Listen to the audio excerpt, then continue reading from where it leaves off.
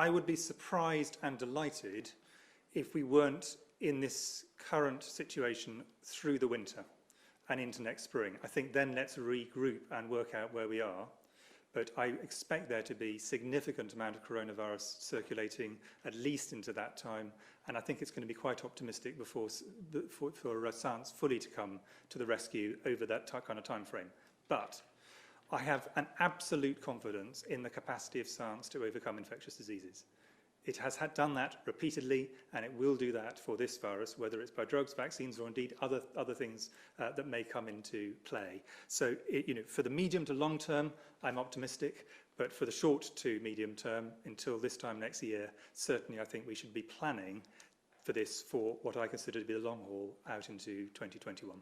But in terms of what is going to change things over the next while, we are going to be living with this virus for a very long time. If we have to wait until natural immunity finally gets on top of this, we're talking about a very long period. Obviously, we all hope a vaccine will come earlier. So what might change over time? It'll include the epidemiology, and what goes down can go up. Winter, for example, may change that. It might mean that we actually have to increase some of the measures. Equally, it may be that the epidemiology gets better over time, continues the current downward trend, and we could go downwards.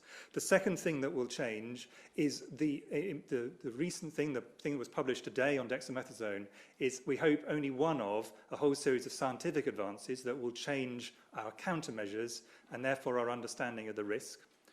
And then the final thing is that our science of the understanding of the virus changes.